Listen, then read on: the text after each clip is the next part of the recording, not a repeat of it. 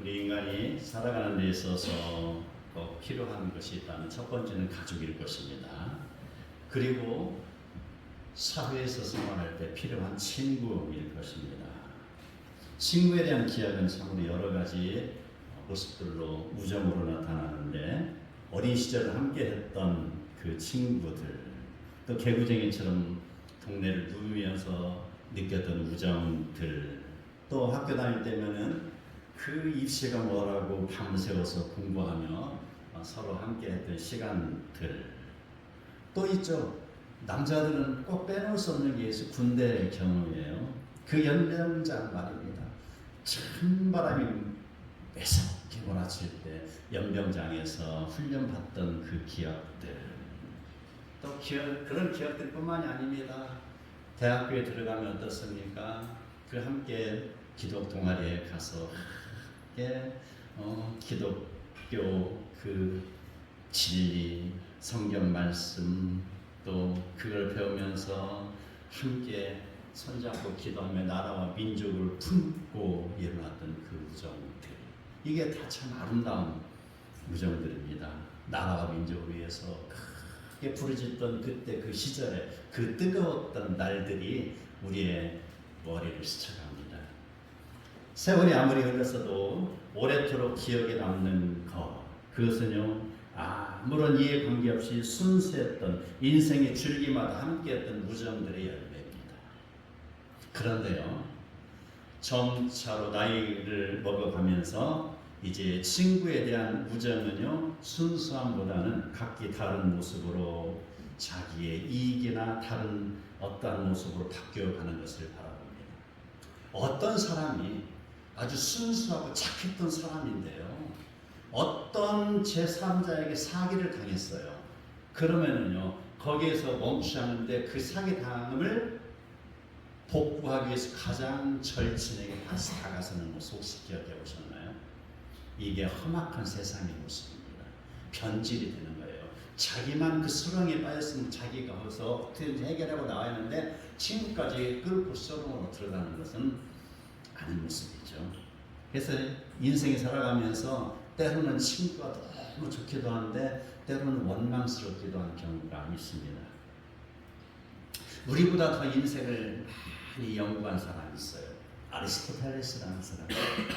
그가 니코마스코 윤리학에서 이렇게 이야기합니다. 세 가지의 우정을 이야기합니다. 첫 번째, 이익을 위한 우정이 있고, 두 번째, 즐거움을 위한 우정이 있고, 세 번째는 덕을 위한 우정이 있습니다. 그 첫 번째 나오는 이익을 위한 우정은요, 쉽게 말해서 비즈니스형 우정입니다. 서로 도움이 되기 때문에 만나는 관계이기도 하죠. 예를 들면은 자기 일을 위하여 거래처 사장을 만나서 친분을 쌓는 것, 어찌 보면은 우리의 인생살이에서 꼭 필요한 것이기도 합니다. 이게 그러나 결코 나쁜 것이라고 할 수는 없지만 그게 변질됐을 때는 나쁜 것이 되는 것이죠. 평소에 관심 없던 사람들, 선거 때만 되면 전화가 오죠. 그리고 사거리에서 서서 새벽부터 허리를 숙여가면서 인사를 하고 있잖아요. 또 인터넷이나 어떤 포럼에서 만나 새로운 정보를 얻거나 또 주고받으며 사업 정보를 나누는 우정, 이런 것도 있습니다. 다 양면성이 있어요. 자, 이런 우정들은요, 도움이 될 때는 가깝습니다. 그러나 도움이 되지 않고 이해관계가 사라지면 멀어지는 것이 현실입니다. 이런 일이 어떤 세일즈맨의 일상이 될 수도 있고요, 어떤 직업이 바뀐 거래처의 그런 우등 사장의 모습이 될 수도 있습니다. 자, 성경에서는 이런 우정을 한번 찾아볼 수 있는데, 이거를 일명 이익형, 이득이 나는 형태, 이익형 우정이라고 제가 한번 이름을 지어봤어요. 이익형. 예수를 따르는 무리들 가운데 그들이 배가 고파 있었는데 예수님을 따라다니면 먹을 것을 준다더라. 5병이야, 7병이야 얘기죠. 그 떡을 얻기 위해서 따르던 사람이었습니다. 배고픈 자들에게 그러한 모습이 잘못되었다고까지는 말할 수 없지만 그 다음이 문제죠. 떡을 먹고 난 다음 그 사람들이 과연 예수님을 계속 따라다니는가? 그걸 보면 점수가 먹여지는 것이죠. 자, 병고침을 받고서 감사 인사를 잊어버리고 그냥 떠나버린 9명의 문둥병 환자. 그러나 한 사람의 문둥병 환자는 달랐죠. 이게 바로 그 사람의 그 옳고 그름을 평가하는 기준이 됩니다. 그 이후에 어떠한 반응이 일어나는가. 그렇죠? 자, 두 번째로는 즐거움을 위한 우정을 한번 살펴보겠습니다. 자, 취미형 관계라고 한번 이야기를 해볼 수 있습니다. 취미다. 함께 있으면 즐겁고 재미있고 서로에게 유익하기 때문에 만나는 관계입니다. 우리 시내도 보면은요, 저기 목행동에 가면은요, 그 파크볼 그 있죠, 어마어마하게 인구가 많습니다. 그리고 또 대수원에 가도 조금 있고요, 달천에 가도 인구가 엄청나게 많은 거예요. 그래서 그것이 있는 곳에는요, 식당들이 막 생기는 거 알죠? 잘 되니까. 그분들이 바로 여가 시간을 그곳에 와서 함께 운동을 하면서 사람을 사귀는 거예요. 이게 즐거움이라는 거죠. 동네에서 만나 함께 운동하고 게임하고, 또 어떤 사람은 무슨 기타반에 간다, 그다음에 뭐 노래반에 간다, 어떤 사람은 그 미술 그림 그리는 모임에 간다, 어떤 사람은 맛집 탐방하는 모임에 간다, 어떤 사람은 여행하는 곳에 간다. 공통의 관심사가 있을 때는 친합니다. 그런데 시간이 지나고 취미가 바뀌고 환경이 바뀔 때는 자연적으로 멀어지죠. 그게 예를 들자면 욥기 19장 14절에요. 나의 가까운 친척은 나를 버리며 나의 친지들은 나를 잊었구나. 욥이 부유하고 건강하고 세상에서 흠모의 대상이 됐을 때는 그 친구들이 오지 말라고도 날마다 줄을 서서 기다리잖아요. 언제 문이 열리는가 하고, 그래서 함께 즐겁게 지낸다고 말입니다. 그런데 욥이 재산을 다 잃고 그 다음에 건강도 모두 잃고 나니까 친구들은 하나씩 둘씩 떠나갔습니다.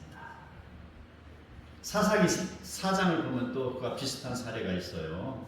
삼손이 결혼 잔치에서 블레셋 청년들과 함께 먹고 마시며 흥을 즐겼습니다. 그때까지는 서로 친했습니다. 그런데 이해관계가 뒤바뀌고 나니까 바로 그 사이는 벌어지고, 그 전에는 친구야, 영원한 동맹이야, 혈맹이야 했던, 마치 러시아와 그런 중국과의 관계일 수도 있습니다. 우리는 혈맹이야 했는데 시간이 지나고 어떤 이권이 바뀌면 나중에는 등지게 되는 거나 마찬가지죠. 그래서 그 삼손과 그 동네에 있던 사람들, 블레셋 청년들은 적대 관계로 전락되는 것입니다. 이런 사람들을 다 이익형 우정이라고, 비즈니스형 우정이라고 이야기를, 즐거움 대한 우정이죠. 그렇게 이야기할 수 있어요. 자, 세 번째는 덕을 위한 우정입니다. 자, 덕을 쌓는 거. 이 덕을 위한 우정이야말로 평생 우리가 요람에 갈 때까지 그때 그 시절에 그 친구 순수했던 그 기억들이 사라지지 않고 끝까지 있어요. 인생의 동반자형의 관계입니다. 아리스토텔레스는 바로 이것을 가장 높게 평가한 우정으로 표현하고 있습니다. 성공할 때나 어떤 그런 것 때만 사람들 찾아가는 게 아니고요. 바로 그 사람을 찾아가는 것은 성공을 위해서가 아니라 바로 그 사람이 잘 되게 하는 마음으로 찾아가는 것이고요. 그 사람에게 좀 더 어떤 유익을 끼치기 위해서 찾아가는 것이고요. 그런 거잖아요. 어떤 좋은 환경을 그 사람에게 제공하여 찾아가는 것이고, 바로 끝까지 그의 곁을 지켜주는 것. 믿음 생활을 함께하는 신앙의 동역자가 대표적인 케이스가 될 수 있습니다. 그 친구를 위해서 바로 그 기도하는 것들, 친구를 위해서 바로 그 친구의 기도 제목을 다 기록을 하는 거예요. 이름을 기록하고 여기다가 어떤 내용인가 다 기록하면서 날마다 그걸 위해서 기도를 하는 모습들, 아마 이런 모습들이 정말 덕을 쌓는 친구가 아닌가.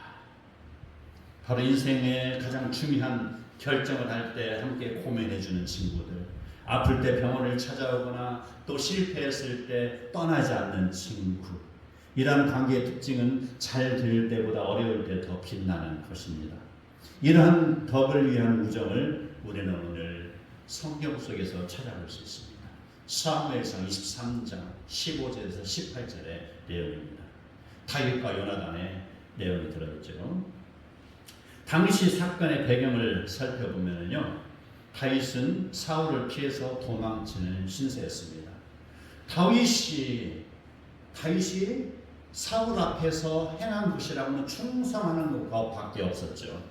하나님으로부터 부름을 받았으며 바로 이스라엘과 사울이 골리앗 앞에서 끙끙거리며 힘들어할 때 가서 골리앗을 물리쳤던 것밖에 없습니다. 그럼에도 불구하고 그는 바로 그 여인들이 사울은 천천 다윗은 만만이라는 그 노랫가락 속에서 사울의 바로 시기심이 발동해서 다윗이 자기의 사위임에도 불구하고 시기의 대상으로 생각했다는 것이죠. 그래서 이제 다윗은 사울을 피하고 있었습니다. 도망자의 신분이었습니다. 블레 사람들이 그 당시에 바로 자기 이스라엘 사람인 그할라를 침략했다는 소식을 다윗은 도망치는 중에도 들었습니다. 그랬을 때 다윗은 그런 자기의 신분, 도망자의 신분이었음에도 불구하고 그가 하나님께 여쭙되 내려가서 이 블레셋 사람을 쳐서 그일라 사람들을 구하리까 말으리까 하나님께서 응답하셨죠. 가라, 너의 동족 그일라 사람들을 구하라 라고 했습니다. 다윗은 동족 의식이 있는 사람입니다. 진정한 동족의 친구가 되는 사람입니다. 그런데 그일라 사람들을 구원했음에도 불구하고 사울은 이제 그일라 사람들을 압박합니다. 그일라에 있는 다윗을 나한테 넘겨라 라는 것이죠. 그 소식을 들은 다윗은 바로 그일라 사람들이 자기를 넘겨줄 것을 이미 알고 있어요. 그래서 그 자리를 피했습니다. 그 자리를 피해서 남쪽으로 십광야 그쪽으로 피하고 있었습니다. 그때의 사울의 그런 군대는 다시 전열을 가다듬고 다윗이 있는 곳을 포위하며 다가오고 있었습니다. 자, 그런 상황에서 사울의 아들 요나단, 이 요나단의 우정이 참 이곳에서 빛납니다. 그 요나단의 신의가 바로 제대로 작동하고 있습니다. 다윗을 붙잡으려고 했던 그 사울의 군대 속에 있던 요나단이 바로 무리를 조용히 이탈합니다. 그리고 아무도 모르게 다윗이 있는 곳으로 다가섭니다. 23장 17절 요나단이 다윗에게 이르기를 두려워하지 말라. 내 아버지 사울의 손이 너에게 미치지 못할 것이다.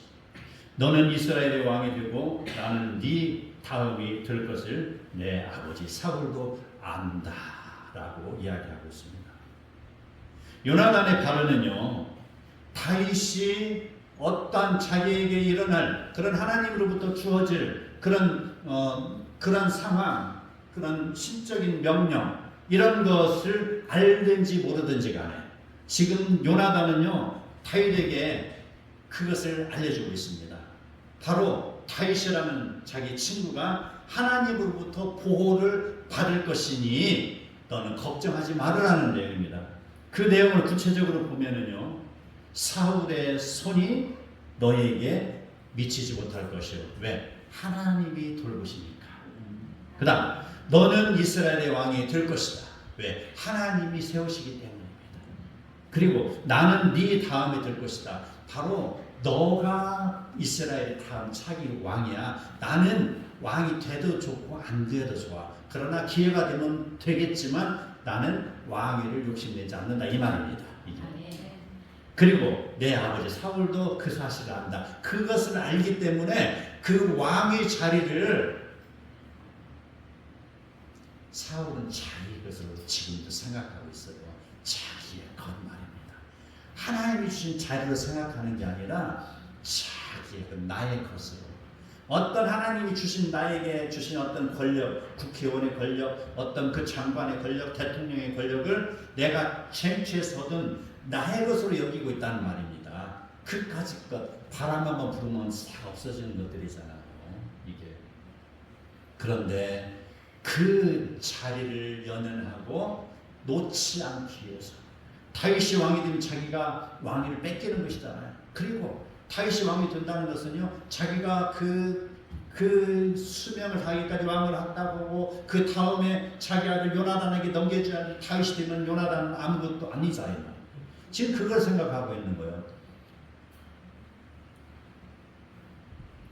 이게 바로 내 인생의 주인이 누구인가를 아는 사람과 모르는 사람과의 차이점입니다. 자, 오늘 요나단, 그가 사실은 사울 왕의 아들로서 가만히 있으면은 자동적으로 왕이 됩니다. 그럼에도 불구하고 이 요나단은요, 내가 왕이 되어야 된다는 의식을 그는 붙들지 않습니다. 내 인생의 주인이 누구인지를 아는 사람입니다. 그래서 하나님께서 다윗을 왕으로 세우신다는 그 상황을 믿음으로 받아들이고 있습니다. 이게 중요한 것입니다. 하나님의 계획이 나에게 어떻게 작동하고 있는지를 내가 인식을 해야 돼요. 하나님은 분명히 나를 오른쪽으로 가라 했는데 내가 오른쪽을 거역하고 왼쪽으로 가는 건 하나님을 거역하는 것입니다. 하나님께서 나에게 이것을 받들으라고 했을 때 받드는 것이에요. 이게 청지기의 사명입니다. 아멘. 자기의 이익을 구하지 아니하고 다윗이 왕이 될 것이라는 하나님의 뜻을 이루기를 원했던 요나단입니다. 이것을 아리스토텔레스의 관점으로 보면 우정이 가장 높은 단계인 덕을 위한 우정이라고 말할 수 있습니다. 그러나 우리는 이 철학을 통해서 하나님을 더 깊이 바라보는 것이지 철학에 의존하는 것은 아닙니다. 바로 더 높은 하나님의 관점으로 우리는 바라봐야 되죠. 그게 바로 하나님 안에서의 우정이라는 것입니다. 그래서 성도는 참 좋아요.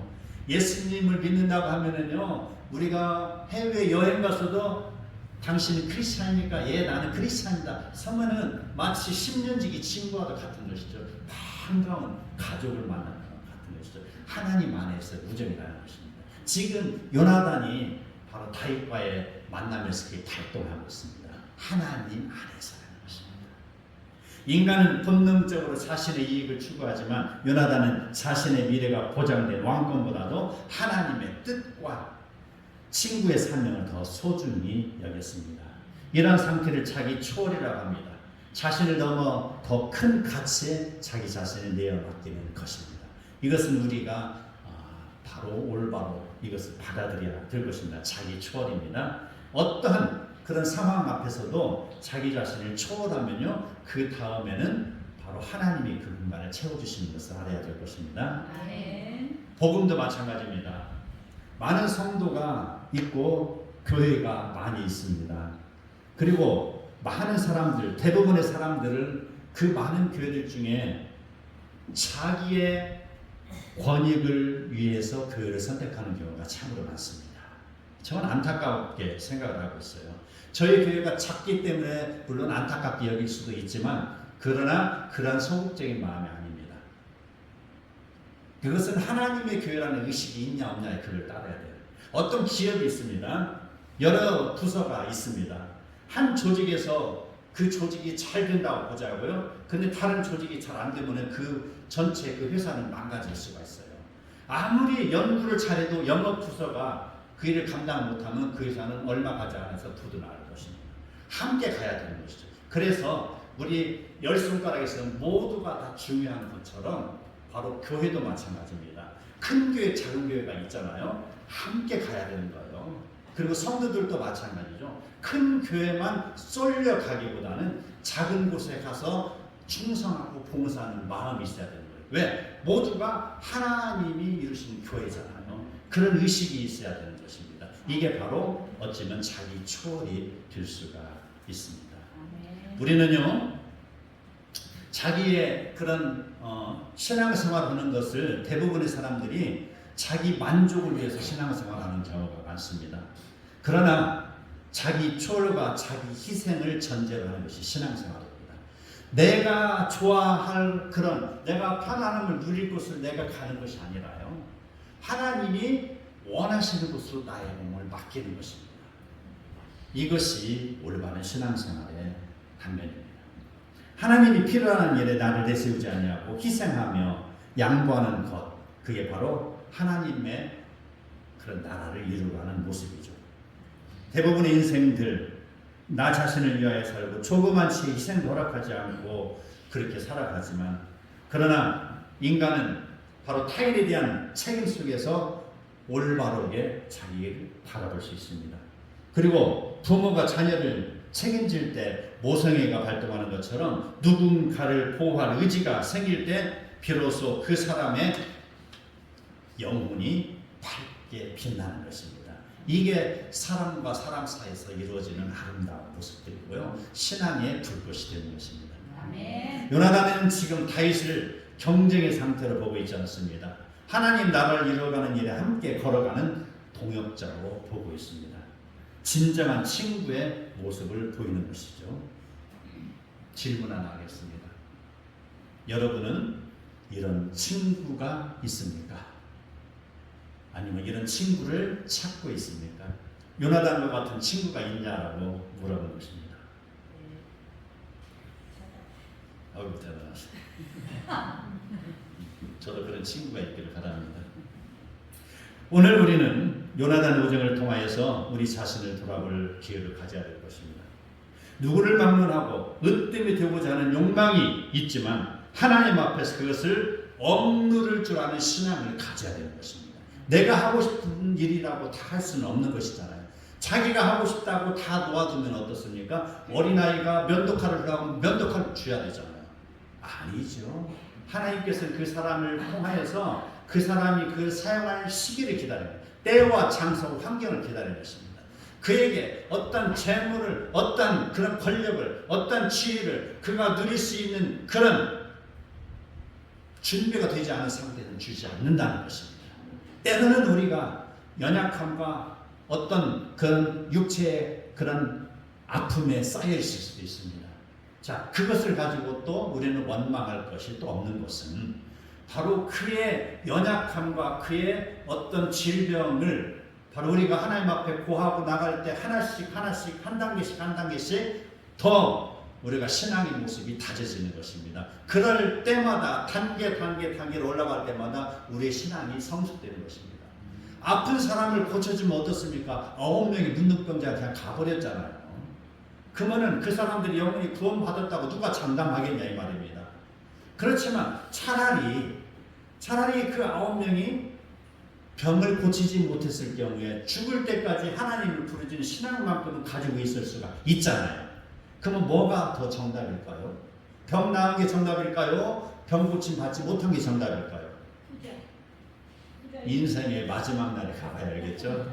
예수님 재림하실 때 보면 알겠습니다. 그 예수님 손에 펼쳐지는 생명책에 나의 이름이 있는지 없는지 그때 가봐야 하는 것입니다. 그래서 지금 나의 어떤 형편이나 환경을 가지고 내 인생의 전부를 평가하지 말라는 것입니다. 중요한 것은 그의 말입니다. 인생의 마지막 날입니다. 인생은 누구나 할 것이 자신을 위한 바벨탑을 쌓으려고 합니다. 진정으로 하나님을 만난 자는 자신을 위한 탑을 쌓는 게 아니고요, 하나님을 위한 청지기의 삶을 살아가는 것입니다. 하나님을 높여드리는 것입니다. 이게 우리 인생의 목적이 되는 것이죠. 아멘. 하나님 앞에서 우리의 인생은 작은 촛불에 불과한 것을 알으시기 바랍니다. 아멘. 밝게 빛나며 영광을 받을 분은 하나님이요, 우리는 촛불입니다. 영광은 하나님께 올려드리는 것, 이것을 일컬어서 조연의식이라 말할 수가 있습니다. 내가 꼭 주연이 되어야 한다는 의식을 버려야 됩니다. 나는 조연이라도 줬사오니 이런 의식이 내한테 있어야 돼요. 이게 하나님 나라를 일구하는 사람 되게 해주십시오. 주연은 오직 예수 그리스도 뿐입니다. 우리는 바로 그 일을 위해서 쓰임받는 막대기 뿐입니다는 조연의식 말입니다. 아멘. 성경을 보면 이런 조연의식을 가지고 일한 사람들을 찾아볼 수 있어요. 아론은 모세의 형이었지만 그의 형의 자리를 주장하지 않습니다. 그리고 모세를 돕는 자 위치에서 하나님의 일을 행한 사람입니다. 세례 요한은 제사장의 아들이었고 많은 사람들로부터 존경을 받은 사람이었지만 그는 결코 자만하지 않았습니다. 그는 이렇게 이야기합니다. 그는 바로 예수 그리스도를 이야기하죠. 그는 흥하여야 하겠고 나는 쇠하여야 하리니 라는 것입니다. 그에게는 예수 그리스도가 주연이요 자기는 조연이 되는 것이죠. 또 바나바라님 우리가 잘 알죠. 바나바 앞에서 바울은 지극히 작은 사람입니다. 하나님을 제대로 알지 못했던 그 바울이 바나바 앞에서 교육받고 새로운 사람으로 세움을 입었습니다. 그럼에도 불구하고 바나바는 바울이 더 크게 쓰임받기를 바라고 그를 높이 세운 조연의 대표적인 인물입니다. 조연의식은 예수 그리스도에게서도 우리는 찾아볼 수 있어요. 인간만이 아니었습니다. 예수님마저도 조연의식이 있었다는 것이죠. 그는 바로 성부 하나님의 뜻을 존중하는 것입니다. 성부 하나님은 죄에 빠진 인류를 구원할 계획을 세우신 분입니다. 성자 예수님은 성부 하나님의 뜻을 실천하기 위해서 친히 이 땅에 성육신으로 오셨습니다. 바로 교회라는 것이죠. 오신 것으로 끝나는 것이 아닙니다. 갈보리 언덕을 채찍을 맞으며 십자가를 지고 대속죄물로 돌아가셨습니다. 조연입니다. 주연은 하나님입니다. 우리 인생 친구와 친구 사이에도 주연과 조연이 있듯이 우리네 인생의 주연은 예수 그리스도, 우리는 조연이듯이 예수님도 최고의 주연은 하나님이십니다. 그래서 우리는 결국 바로 예수 그리스도를 믿으며 하나님을 향해서 달려나가는 것이 성도의 기본임을 알으시기 바랍니다. 아멘. 그렇다면 우리는 이제 우리 인생을 극적으로 한번 바라보겠습니다. 나는 과연 이런 친구입니까? 하는 것이죠. 조금 전에는 이런 친구가 있냐고 물어봤잖아요. 자, 그거를 바꿔서 이야기하는 것이죠. 상대방에게 내가 그런 친구가 되고 있냐 이 말입니다. 항상 우리는 받기만 원하죠. 좋은 친구가 내 주위에 항상 있기만 원하죠. 그러나 상황을 항상 바꿔서 생각해 보시기 바랍니다. 내가 친구가 어렵고 힘들고 굶주리고 슬퍼하고 연약함에 쌓였을 때 내가 그 친구 옆에 다가선 친구가 되냐 이 말입니다. 노력하고 있습니다. 예. 이렇게 희망이 보입니다. 우리 교회 한 빛입니다. 오직 하나의 빛, 하나님의 하나의 빛이 우리를 통해 세상에 흘러가기를 축복합니다. 아멘. 자, 주연의식을 따르다 보면은 자 이제 다시 주연과 조연으로 다시 돌아갑니다. 대부분의 사람들이 주연의식에 살아가고 있잖아요. 그래서 내가 어떤 그 무슨 일을 해도 내가 대장이 돼야 된다 이렇게 생각을 하고 있잖아요. 그런데 우리가 며칠 전에 새벽 예배 때 읽었던 구절이 생각나요. 고린도후서 13장을 보면은요, 거기는 사랑이잖아요. 사랑장이잖아요. 자, 사랑을 성공하는 것과 실패하는 두 가지 요소가 있습니다. 먼저 실패를 이야기하겠습니다. 왜 실패할까요? 사랑을? 그의 마음에 주연의식이 있기 때문에 그래요. 13장 거기 보면은요 4절인지 아마 그쯤 나옵니다. 바로 시기라는 것이 나옵니다. 내 마음에 다른 사람과 나를 계속해서 저울질하고 크기를 채우고 있어요. 아 내가 잘하는데 저 사람이 지금 나보다 분명히 못한데 저 자리에 있네 라고 시기하고 있는 거죠. 나는 바이올린을 이렇게 하다가 높은 음에서 끽 소리 나는데 저 사람은 나보다도 바이올린을 늦게 배웠는데 불구하고 아주 스무스하게 고음을 아주 경쾌하게 올라가네.